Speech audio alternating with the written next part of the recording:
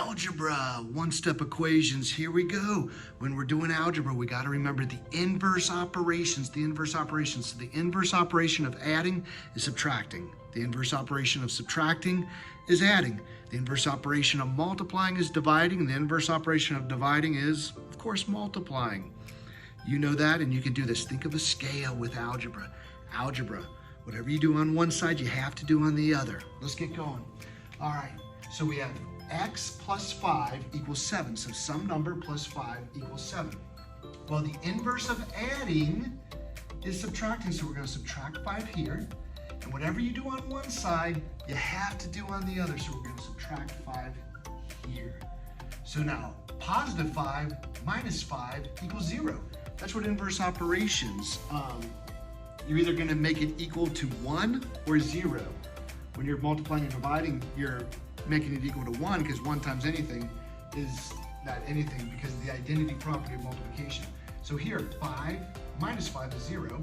So that cancels out and we get x equals 2. Now it's always good, guys, to check to make sure that that's right. So let's plug in x equals 2. It's always good to circle your answer too. 2 plus 5 is 7. That checks out. Now sometimes, this is the way I like writing it, and then I show it canceling like that. However, in Envision, the math program we're using, it has you showing it like this. X plus 5, and instead of doing the minus 5 like that, they do x plus 5 minus 5 equals 7 minus 5. And then you get to the x equals 2. Because 7 minus 5 is 2. So you want to get x by itself on one side, and whatever you do on one side to get x by itself, you have to do on the other side. So x minus 4 equals 8. What's the inverse operation of subtracting 4? That's right, adding 4. So we can add 4 here. That cancels. Add 4. We get x is 12. And now we'll check to make sure that that's correct.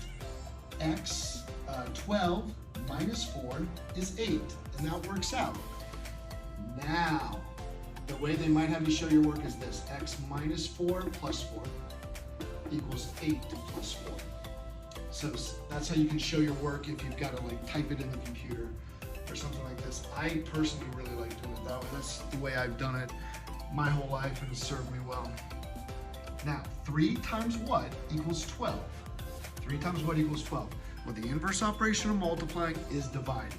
And when you divide, I want you to think of like a fraction is dividing, okay? So I'm going to go divide by 3 and divide by 3. Whatever you do on one side, you have to do on the other. So the inverse operation of multiplying is dividing. Now 3 divided by 3 is 1, and 1 times x is x. Now we got to divide by 3 on the other side.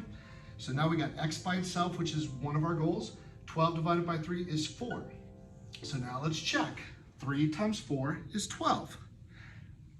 You're getting it. A lot of these you might be able to do mental math. I get it.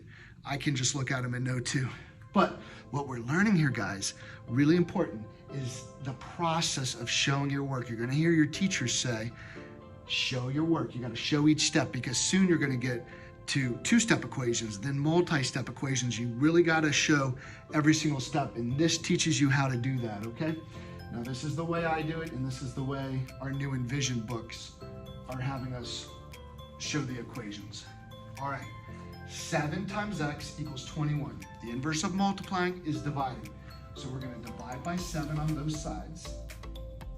That cancels out. Well, it becomes 1, and then 1 times x equals x.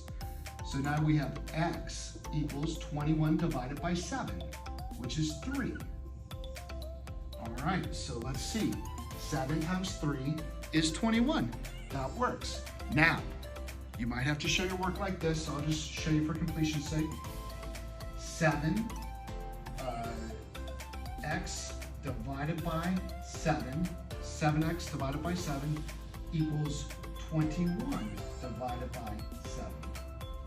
Does that fit on the screen? Yeah, that does. All right, so they might have you show your work like that, which is pretty much what that is. X divided by 4 equals 6. You tried this one. All right, let's see what you did. The inverse of dividing is multiplying. So that becomes 1, and 1 times x is anything. multiply by 4 here, and you get x equals 24. And let's just check to make sure that works. 24 divided by 4 is 6. That is true. Now, this is the way they might have you show your work. I'll try to make sure the screen can see it. X divided by 4 times 4. I should probably use times multiplication symbol like a dot, equals 6 times 4. All right, so you might have to show your work like this. I prefer this way. What happens when the x is right here? I mean, usually the x is here. Well, the commutative property says we can rewrite it as x plus 6 equals 13. So you can do that if you want, but just think, right here is, it's assumed that that's positive. So you're not looking at this sign, but we're gonna take 6 away here, and take 6 away here, and we have, now x is by itself, x equals 13 minus 6, and 13 minus 6 is 7. And let's just check to make sure this works. 6 plus 7 is 13. That checks out. And these are one-step equations. You might look at these problems and say, you know, I knew all of those without even having to do all that extra work, but it's the process you're learning here, guys. I'm using easy numbers so you can really understand it. So it's the process of using inverse operations. Next, we're gonna be doing two-step equations.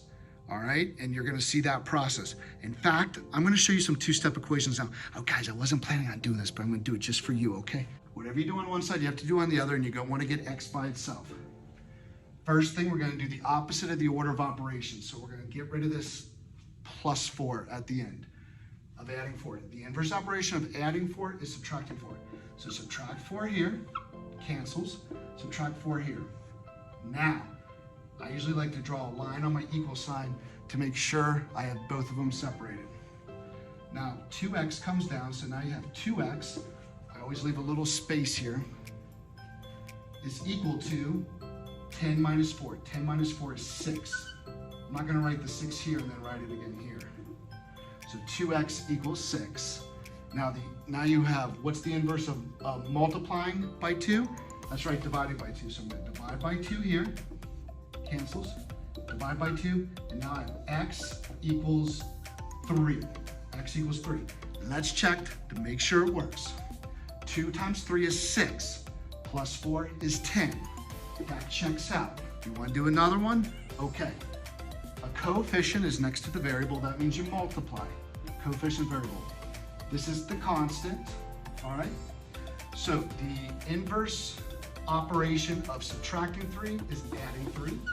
So I'm going to add 3 like this. These cancel. Now I have 4x equals 8. Inverse of multiplying by 4 is dividing by 4. Cancels. Now x equals 8 divided by 4, which is 2. So x equals 2. Now I'm going to check it. 4 times 2 is 8, minus 3 is 5, because 8 minus 3 is 5. That one checks out. Hey, I hope you learned a lot about the process of algebra. My name is Jason Jacobs. I hope you enjoyed this video. Please like and subscribe. See you later.